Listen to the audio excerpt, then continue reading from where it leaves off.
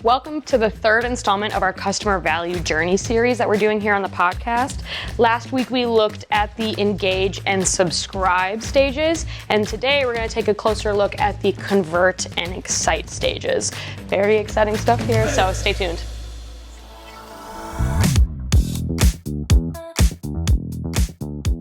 And welcome back to The Obsessed Marketer, the podcast designed for you, the small business owner looking to jumpstart your business and learn quick marketing strategies that you can take with you to increase sales, reach, and growth. I'm Andrew Hayes. And I'm Holland Berkey. And we are back again for part 3 of our customer value journey series, Holland. Yep, we're talking about the convert and excite stage. Exciting. Yeah, very exciting. So we just went through a little bit of it earlier. Thank you, Holland, for that. Yep. And so let's just kind of jump right into these 2 stages now. There's something that the normal business owner just kind of doesn't understand with these 2 stages. Yeah. Okay, so when you think of convert, a lot of people think, okay, this is where I make my money. They subscribed and now they're a customer and they're going to give me all their money. That's not true, actually. At this stage, your only goal is to break even. Mm-hmm. You should not be trying to push profitability here. That comes later in the ascend stage, which we'll get to next week. But here, you just want them to spend time and maybe a little bit of money on you. This is where your entry level products and services are. You're not looking to have somebody buy your $1,000 product right away. Exactly. So what exactly is the convert stage? How does that kind of work? Yeah. So the convert stage, like I said, it's just you taking your lead or your prospect and turning them into a customer where they spend time or money on you. So that could be like somebody subscribed and signed up for your webinar, and then the convert stage of that would be them actually attending your webinar. Yeah, they showed up. Yeah, they showed up. So that's a convert. So there we go. That's how it kind of works. And so let's kind of go into some examples then of what the convert stage kind of looks like in different aspects of marketing that you're going to be doing for your business. Yeah. So we're starting out with digital advertising. So what does it kind of look like converting people in that kind of space? So an example of this could be, say, Disney Plus has an ad out that says 7-day free trial. Mm-hmm. So somebody signs up for their 7-day free trial, and then automatically after the 7 days, they become a customer. That's a convert. Yep. And that's happened many times where I have done that, and then I'm paying for something I don't realize for months, maybe even years. I mean, you had that for years. Yeah, right? I had it for years on an app that didn't even work. And they were charging me $5.99 a month. It was bad.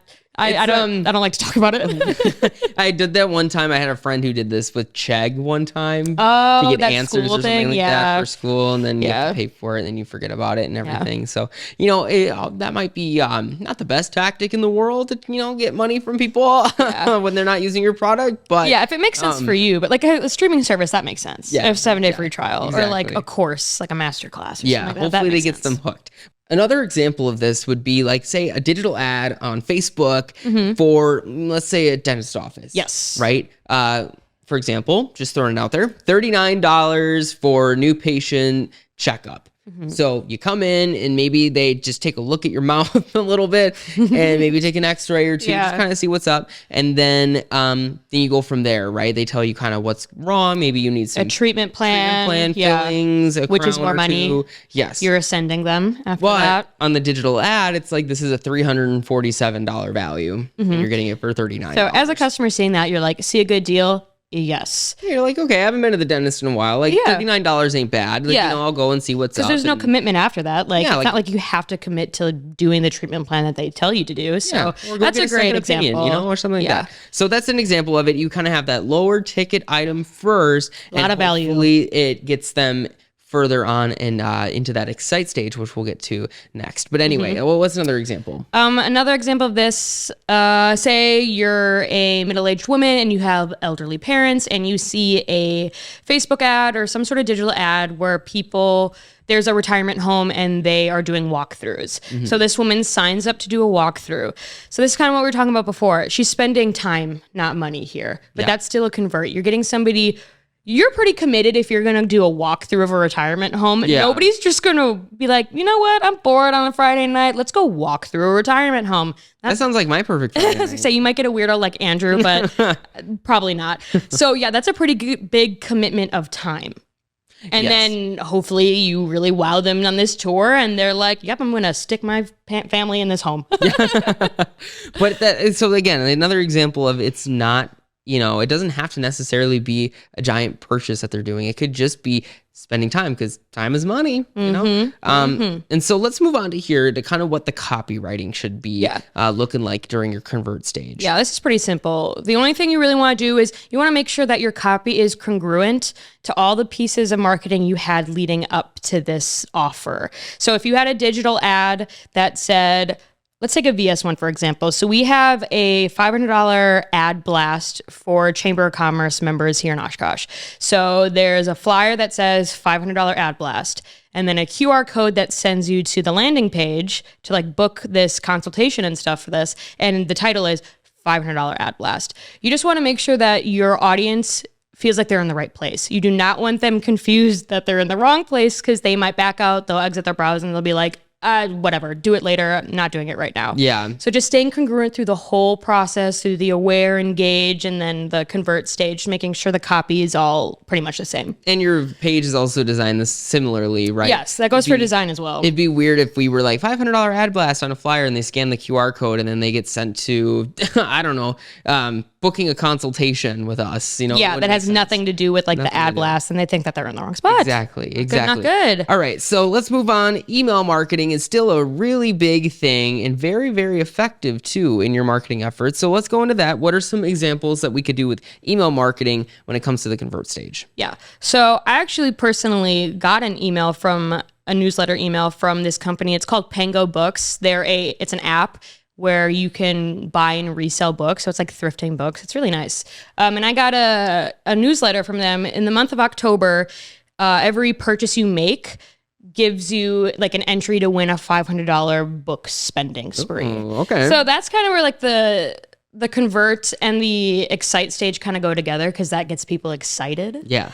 Excited to make this purchase. So if I'm like, okay, I'm going to buy like 5 books, so I have 5 entries into maybe getting $500. So yeah, so getting you into that excite stage and stuff like that. So that's an example of something you can do, a giveaway or something of that sort, right? Get them excited. And this email marketing for the convert, this is where you can start doing promos and sales and pushing the sale a little bit more. In the engage and awareness stage, those kind of emails that fall in those categories, you're not going to want to push the sale.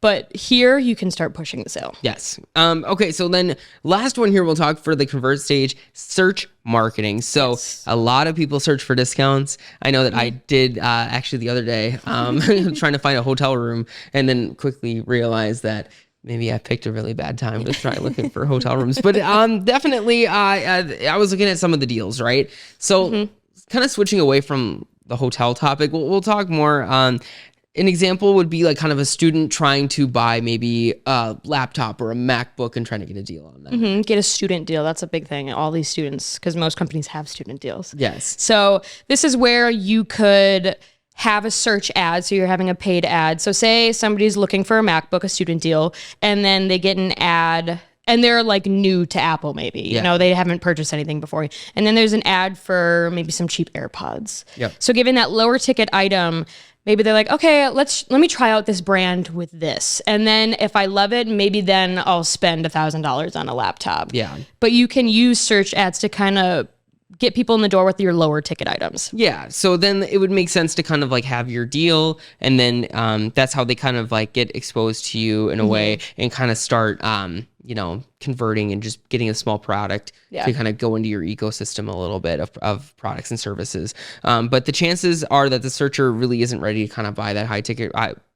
Especially if they're searching for deals. Yes. They're not going to, if they're looking for deals, they're not going to be able to be like, okay, yeah, $1,500 laptop now, give me. Yeah. They're probably not. Give them a deal. Actually, give them a deal. Yeah. So that's what it kind of looks like for the convert stage. Now, there's one thing that we have to look at in this customer value journey, and there's these little invisible arrows that kind of go from convert back to the, not awareness stage, but it goes to the engage stage. Yep. And vice versa with our excite stage too. It goes back there too. Engage and then subscribe, convert, and then maybe back down to engage. So yeah, this CVJ, some people will perfectly go through it like they should.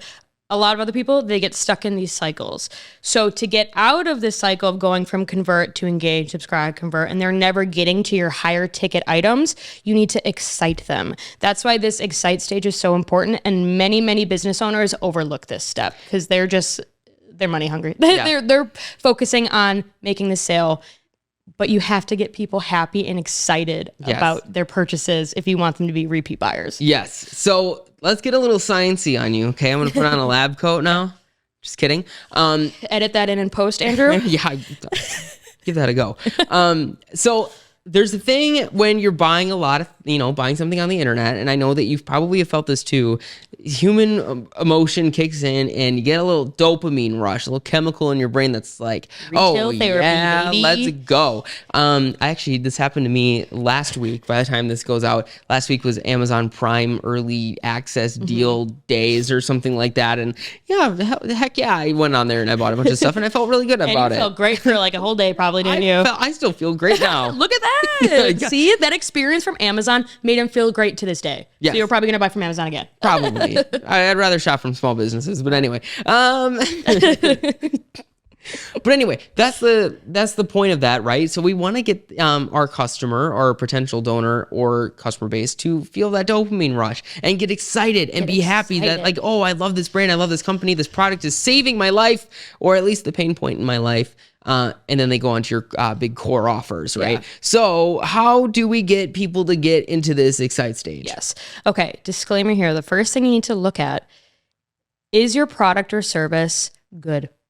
You might have to look back and make sure that it's good, because nobody's going to get excited no matter how good your marketing is. Nobody's going to get excited over a crappy product. Exactly. Those reviews will say it. Yep. Like, nobody is going to want to buy a crappy product. So you just, at the base, make sure that your product or service is really flushed out. It's perfect. It's shining. It's a polished diamond. And then you can go on to the marketing around getting people excited for it. I like that polished diamond. Yes. You can't polish a turd. Polish a diamond. Polish a diamond. Yes. So you might need to hit back to the drawing board if you think that there's some kinks that you need to work out. Yes. But anyway. So let's take a look at kind of what the excite stage looks like on different parts of your marketing. We'll start out with content marketing, Holland. Yes. So let's see. An example of this, a married couple buys a Keurig. And in this Keurig box, there is free coffee servings, like the free little pods, and a quick start guide so they can have a cup of coffee 5 minutes after opening the box. Exactly. Or that's exciting. Or like, if you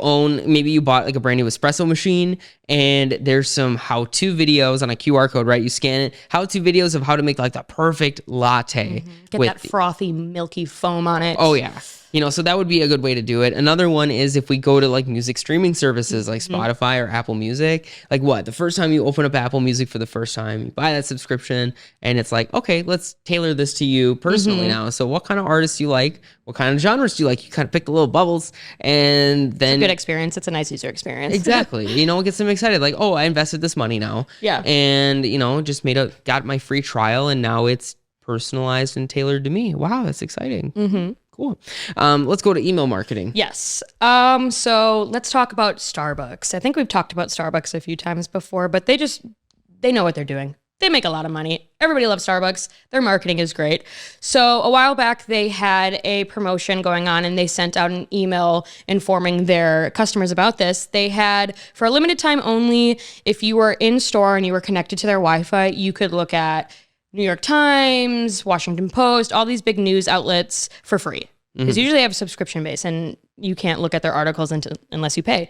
So this is just some added value and gets people to stay in their store. Yes. So maybe instead of going through the drive-thru on Sunday morning, you decide to stop in and catch up on the news on your phone or your laptop. And then you're there for a little bit and you finish your coffee and you're like, I want another coffee or a scone or something. So it's getting people to spend more time in their store this way. And it's getting people excited about something new and added benefit to their already favorite coffee shop. Copywriting.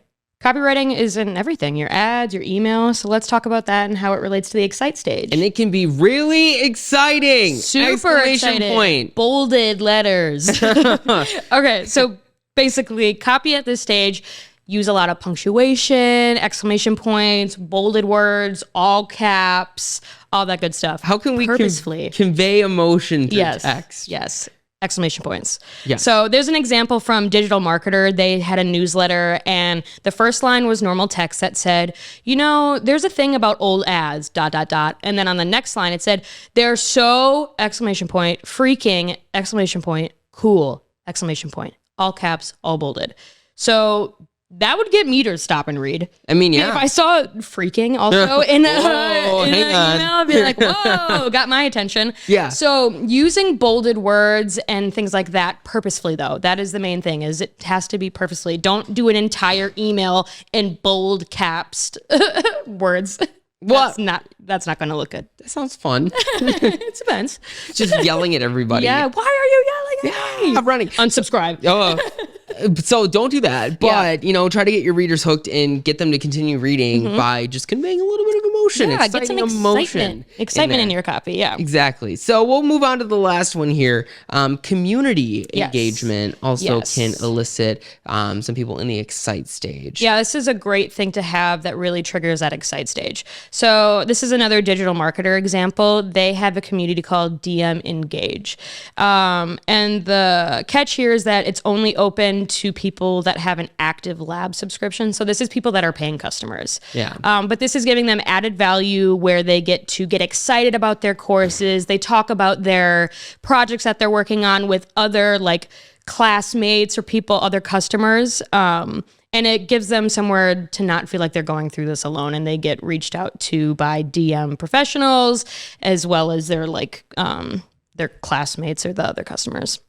Exactly. So that's another way, because what is it? The human inclination or the human way is to want to be involved with communities of like-minded people going through similar experiences, right? Yeah. So that can be exciting in and of itself. Like, okay, like there's other people doing exactly what I'm doing. Yeah. And if say your core offer is like a course or something, this would be a great thing to consider having a community aspect to it, because nobody wants to do a course alone, really. Like, exactly. I mean, some people might, it's fine, but if I have a question, I might want to have hundreds of people at my disposal that might be able to answer my question and just get that engagement, get that extra value. Exactly. So there we go. Consider putting some community engagement too behind to try to get those customers to not be stuck in that cycle loop over there. Let's get them excited and get them to the ascend stage, which we're going to talk about next week. Yes, we're going to talk about the ascend stage as well as the promote and advocate. Yep. Yeah, it goes advocate and promote. Yeah. Yep. So these three things are going to make you a ton of money, right? This is where the money comes. Offers, right? So we're going to talk a little bit about those next week. But just to recap a little bit, so we went through all the stages up until the ascend stage, where we're getting people in with a tiny little bit of information, getting them aware of our product and our services, bringing them through, having them have that little micro commitment moment, and getting them excited after going through that little micro commitment. Yeah. And that's where the real money comes, is now next. Yep. So, and then one thing to keep in mind, this is not where you're making your money yet. You're close. You might be. There might be some people that they see you and they buy your highest ticket item right away. That's going to happen, and that's great. Yep. Love that. But just be aware that your goal is to break even at the convert stage. This is not where you're going to be making all your money. Exactly. And if you need a little bit of help with any of this, right, we have a free downloadable version of this customer value journey that you can use, and you can fill it out too with some of your stuff that you're doing with your business. And if you need help too filling it out, we're here to help you too. viralsolutions.net. We have a free 50-point marketing audit that we run through your business. We do this customer value journey, we do a brand script, and we also fill out your customer avatar as well. And it's free. Go to viralsolutions.net. And also we have a little chat bubble at the bottom too if you have any questions. Anyway, so we're talking the ascend stage, advocate, and promote next week. We're going to finish it up, right? Yep. It's the last little part of this CBJ. Yes. So we'll see you next week. My name's Andrew Hayes. And I'm Holland Berkey. Subscribe to the Obsessed Marketer podcast wherever you listen, and we'll see you soon.